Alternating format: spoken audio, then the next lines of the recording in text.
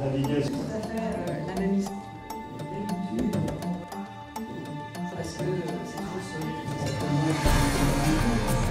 C'était une exception. Il y a des histoires de culture qui reviennent. Est-ce que nous ressemblons à nos mères et à nos grands-mères au même âge?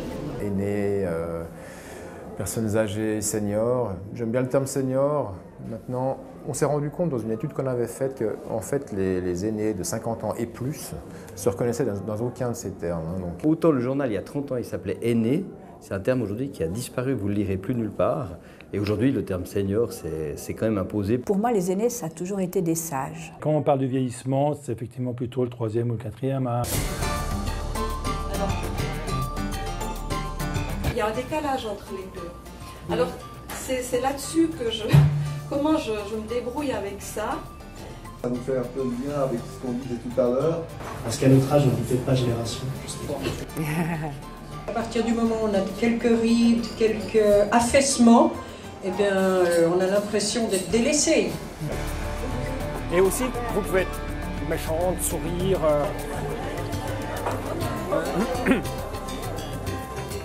Il faut juste un peu dessus.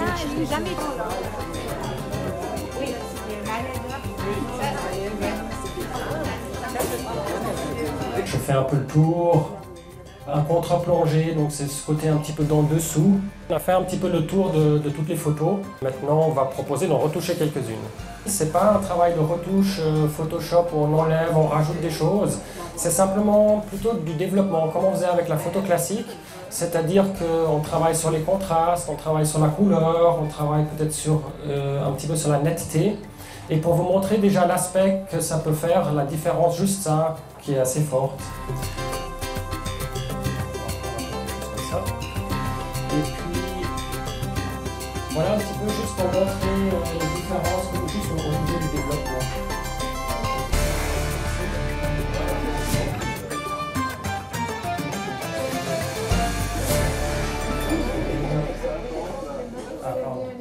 J'ai toujours pensé que j'en faisais pas partie, mais j'en fais vraiment partie. Le fait de travailler dans ce domaine-là, je pense que j'ai passé au-delà de pas mal de choses. Et puis c'est vrai que ça me permet d'avoir des relations différentes, peut-être plus proches du public, des aînés. De par mon travail, ça a influencé sur ma vie privée. On n'est pas responsable de notre tête, mais de celle qu'on fait. Là, je trouve qu'avec l'âge, ça prend toute sa dimension. Du vieux, c'est toujours l'autre, c'est rarement soi-même. Ça me fait toujours penser à des réactions que certaines personnes âgées peuvent avoir lorsqu'elles visitent des EMS, puis elles disent « non mais c'est pas possible, c'est plein de vieux ici ». Voilà. Depuis en tout cas tout le XXe siècle, l'image sociale de la vieillesse dans les sociétés occidentales est majoritairement perçue comme négative et comme étant conçue comme un ensemble de pertes. On perd la mémoire, on perd la vigueur physique, on perd de la vitalité, perte et déclin. Tant que le corps ne dit pas à la personne qu'elle fait partie de la catégorie vieillesse, on estime qu'on n'en fait pas partie. Quand on a besoin d'autrui pour faire un certain nombre de choses, y compris du point de vue physique, là aussi où on accepte, bon gré, mal gré, de faire partie de la vieillesse. Modèle omniprésent. Je suis beau, je suis belle, je cours, je fais le marathon, je suis toujours aussi fraîche après le marathon. C'est lassant. C'est lassant. Je trouve que c'est un peu répétitif. Je pense que cette obsession de la performance est nuisible. On le sait, l'apparence physique compte sur le marché du travail, c'est une évidence. Je voulais aussi partager avec vous cette citation que j'aime bien en admettant qu'on vive 150 ans. Je crois que c'est Woody Allen qui dit « L'éternité, c'est long, surtout vers la fin ». La Commission européenne qui a fait une étude que la discrimination contre l'âge est plus élevée que contre les ethnies, ou contre la religion, ou contre les homophobes. C'est la première discrimination. Une bonne vieillesse, c'est pouvoir profiter de ses acquis. Je ne parle pas seulement du fric qu'on a ou qu'on n'a pas, mais de ses acquis pendant toute sa vie. Là, je rejoins peut-être ces deux dames. Pour la beauté, c'est notre capital qu'on a peut-être su préserver toute notre vie, mais pour le reste aussi. Vieillir, ça fait partie de la vie, c'est comme perdre ses cheveux et je le vis très bien. Si je peux choisir, avec pas trop de douleur,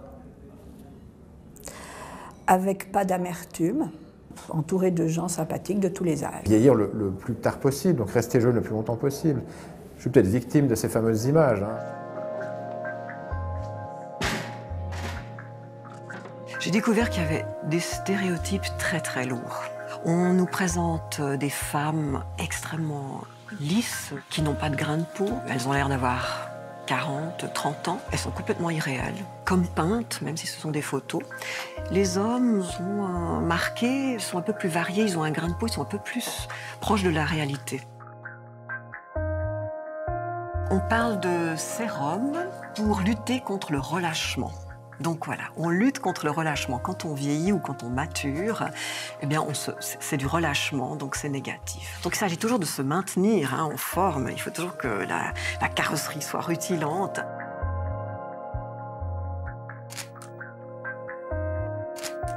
On voit aussi, bien sûr, des couples super heureux, aucun problème, ils ont tout qui va bien. C'est toujours le monde merveilleux, tout le monde est en bonne santé, n'a aucun souci financier et tout va bien, quoi.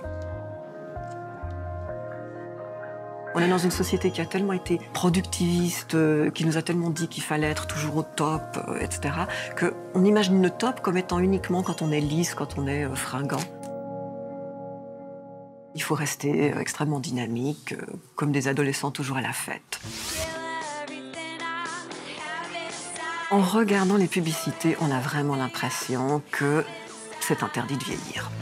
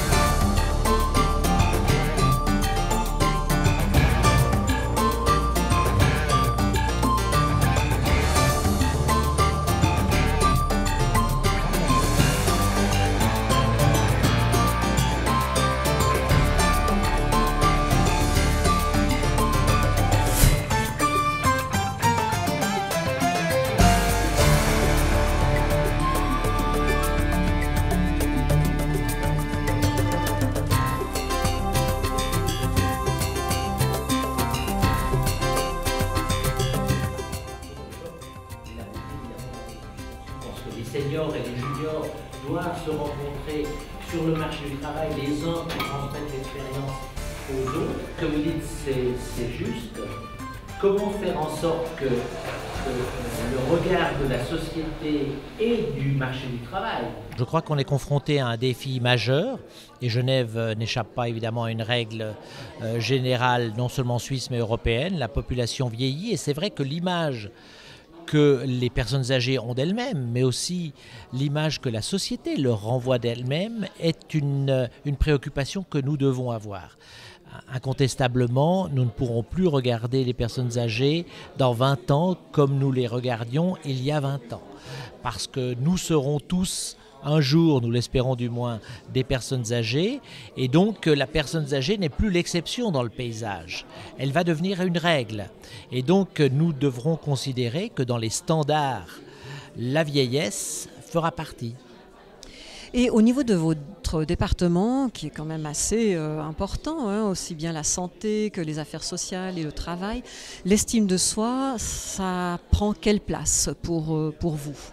Alors quand on pense estime de soi, on pense évidemment d'abord santé, puisque avoir une estime de soi, c'est d'être bien dans sa peau, comme on dit.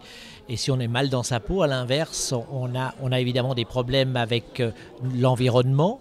D'abord avec son corps, bien sûr, avec son esprit, avec la société dans laquelle on vit, dont on n'est pas pleinement intégré.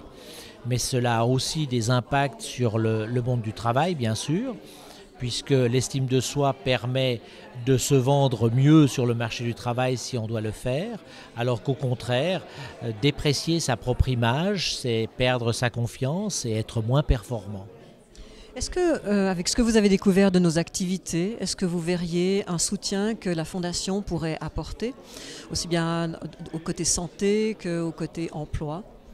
Je pense qu'il est important pour les chômeurs qui sont à un moment difficile de leur vie qui pour certains sont dans cette situation pour la première fois de leur vie et n'auraient jamais même pensé y être un jour, il y a une déstabilisation et il peut y avoir un risque. Et s'il n'est pas immédiat avec l'écoulement du temps, si le chômage se prolonge, il y a un risque de perdre de sa propre confiance, perdre l'image et l'estime que l'on a de soi-même et donc d'être moins performant dans la recherche d'un nouvel emploi.